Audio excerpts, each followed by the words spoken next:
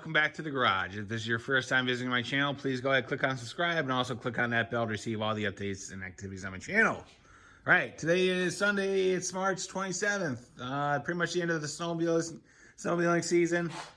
I got about 5 trips under my belt, and on my last trip, we went out, we had a great weekend.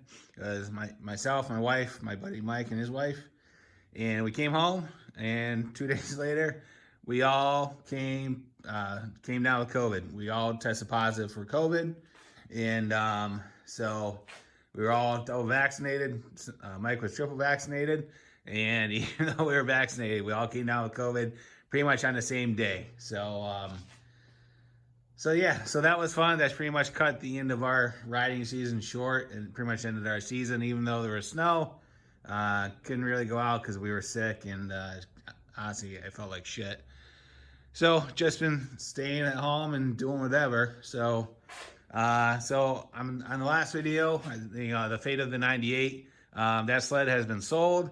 It went to a great new owner up in Vermont, and Scott, who bought it, he's up in the snow belt up in Vermont. So I know that sled is gonna be ridden.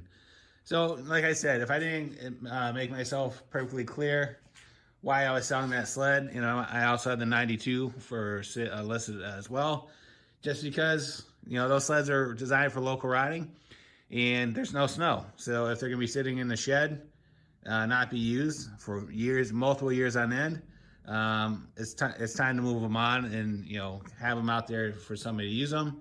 So, like I said, the 98 sold within a week. The 92 is also posted, and we'll see what happens with the 92, but it's time to move the 92 on as well. All right, so at this point, what we're doing is, so the better weather is right around the corner. So we're working on the C3. Again, this is a 76 C3. And what I've done is I just finished up replacing the lower shock mounts, the shocks in the back, and the strut rods. The strut rods were actually bent, so we have the double adjustable strut rods in there, as well as the spring retainers and all the bushings. So again, when you buy a project car like this, you never know what you're gonna get. You're always gonna have surprises. So why don't we walk over to the bench, show you what I pulled out of here. First things first, if you're unfamiliar with a C3, there's a leaf spring that runs left to right on the back of the car, and then there's attachment points through bolts, and then there's rubber isolators, all right? So, again, you never know what you're gonna find. So this is what I found when I pulled the car apart. These are hockey pucks, right? Pay no attention to my thumb. I bashed it while I was working on the car. But again, these are hockey pucks.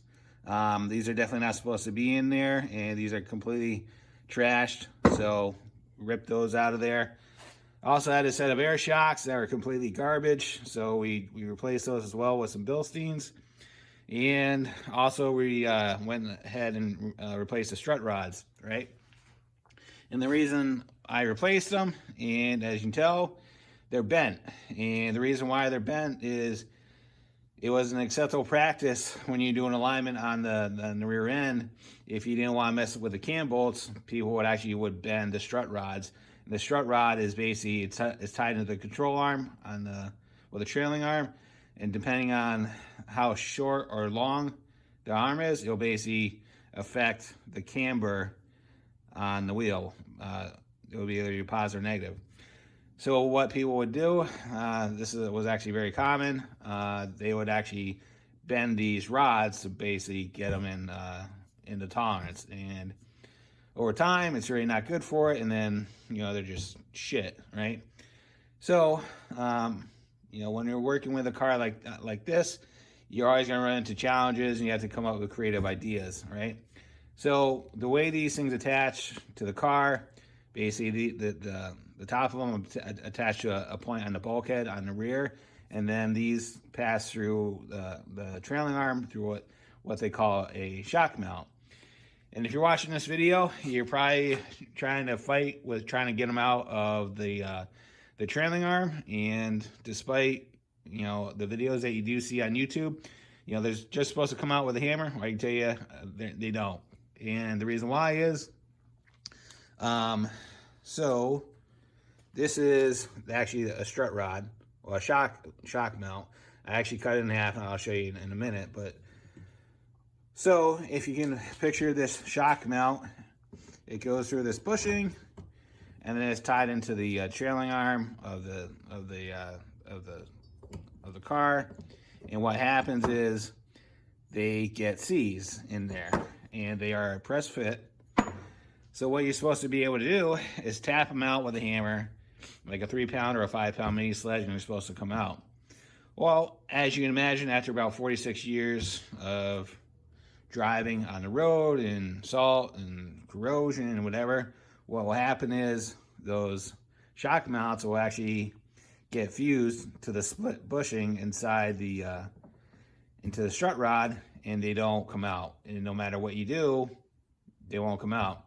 And some people will actually go really aggressive on it, and then you'll actually break off the ears that attach the shock mount to the trailing arm. And then once you do that, that's like $1,000 repair just for the trailing arm, and then you have to take it out, which is a completely other fucking nightmare. So this is what I did to get them out, and it make a little bit more sense once you see them on the car as far as the finished product.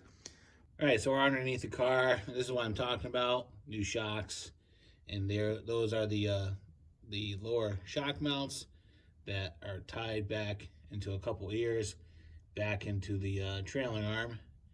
And there is the double adjustable strut rods, left hand and right hand thread. So as you turn it, it basically acts as a turnbuckle, bringing the camber positive or negative on the wheel. So definitely a worthwhile upgrade. If you're doing these, you might as well spend a little bit of extra money on it, because it makes the adjustability on the rear end as far as the alignment that much easier. So forgot to include these. These are the new spring mounts and all new rubbers and bushings and everything else. So those are good, and those are the lowering bolts.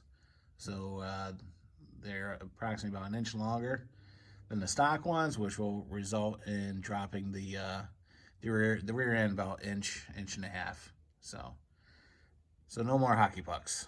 But what I did, and again, so this is the shock mount, and the reason why they call it the shock mount is because it basically passes through there, and that's going through the trailing arm, right?